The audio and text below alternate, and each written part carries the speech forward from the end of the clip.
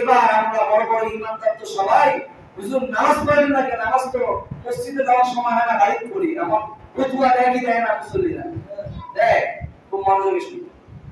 আল্লাহ নবী একজন সাহাবী ছিলেন, উম্মে মাকতুম রাদিয়াল্লাহু তাআলা আনহু অন্ত সাহাবী। কি সাহাবী ছিলেন? অন্ত সাহাবী ছিলেন। রাসূলের দরবারে গেলেন, গিয়ে সালাম দিলেন, আসসালামু আলাইকুম ইয়া রাসূলুল্লাহ ইয়া হাবিবাল্লাহ।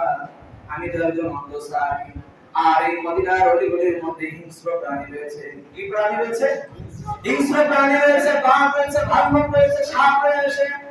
ইয়া রাসূলুল্লাহ ইয়া হাবিবাল্লাহ, আমি তো অন্ত সাহাবী। অনেক সময় আমার সঙ্গী সাথীরা আমাকে ছেড়ে মসজিদের মধ্যে এসে যায়। ইয়া রাসূলুল্লাহ, আমার জন্য মসজিদে নামাজ না পড়ে বাসায় নামাজ পড়ার মতো কোনো মাসালা আছে কিনা, কোনো সুযোগ আছে কিনা? আল্লাহ নবী বলেন, সাহাবীগণ, তুমি যেহেতু অন্ধ, তোমার জন্য বাসায় নামাজ পড়া আমি রাসূল বললাম, তোমার জন্য এটা পছন্দ, তুমি বাসায় নামাজ পড়তে পারবা। সুবহানাল্লাহ। কে বলছে? কিসের জন্য বললেন? ওই ব্যক্তি কি? অন্ধ ব্যক্তি, দৃষ্টিহীন ব্যক্তি। এবার সাহাবী যখন রাসূলের কথা শুনে বাসার দিকে ফিরতে লাগলেন, আল্লাহ নবী আবার ডাক দিলেন, সাহাবী শোনো শোনো, আগে চলে যেও না। সাহাবী দাঁড়িয়ে রাসূলের দিকে আবার ডাক করলেন, ডাক দিয়ে বললেন, ইয়া রাসূলুল্লাহ ইয়া হাবিবাল্লাহ। কি বললেন? আবার আমাকে ডাক দিলেন। আল্লাহ নবী ডাক দিয়ে বললেন, সাহাবী রে, তুমি বাসার মধ্যে যখন যাও, তুমি মসজিদের আযানটা তোমার কান পর্যন্ত পৌঁছায় কিনা? সুবহানাল্লাহ। এবার উম্মে মাকতুম ডাক দিয়ে বলেন, ইয়া রাসূলুল্লাহ ইয়া হাবিবাল্লাহ, পাঁচ ওয়াক্তের আযান আমি আমার বাসা থেকে শুনতে পারি।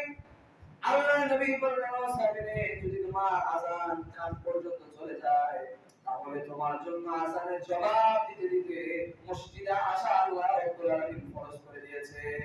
সুবহানাল্লাহ। একটা বেনামাজি যদি আপনি পাউরুটি খাওয়ান, চা খাওয়ান, কলা খাওয়ান, চকলেট খাওয়ান, আল্লাহ রাব্বুল আলামিন হাবিব বললেন, আমার আল্লাহর জমিনে যত পয়গম্বর আসছে, এই পয়গম্বরকে হত্যা করা যে অপরাধ, আল্লাহ রাব্বুল আলামিন তার আমলনামায় সে অপরাধ। নাউজুবিল্লাহ। এবার যদি নামাজ পড়ি না আমরা, তাদের ক্ষেত্রে এটা, এবার যারা নামাজ পড়ি কিন্তু বাসার মধ্যে নামাজ পড়ি, মসজিদে আসি না, মসজিদে আযান কান পর্যন্ত পৌঁছায় যায়, অজর ছাড়া বাসায় নামাজ পড়ি, জামাতে নামাজ পড়ি না। আল্লাহ রাব্বুল আলামিন হাবিব একটা কথা বললেন, খুব মনোযোগ দিয়ে আমার দিকে তাকান। আল্লাহ নবী বললেন, যারা আযান হলো, মসজিদে জামাত হচ্ছে, আর বাসায় যারা নামাজ পড়তেছে, এমন লোক সমাজে আছে কি নাই? যে মসজিদ যাবো এত লং সময় লাগবে, 5 মিনিটের রাস্তা, বাসায় পড়ে মসজিদের মধ্যে নামাজ না পড়ে। আল্লাহ নবী তাদের কি কথা বললেন?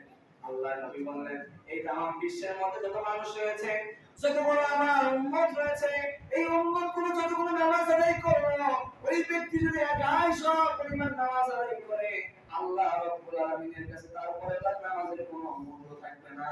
নাউজুবিল্লাহ। কি বলছে?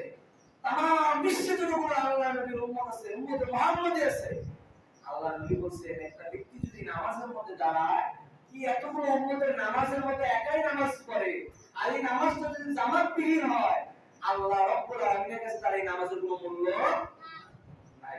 আমার বাসায় নামাজ পড়া যাবে? জামাত ছাড়া যাবে?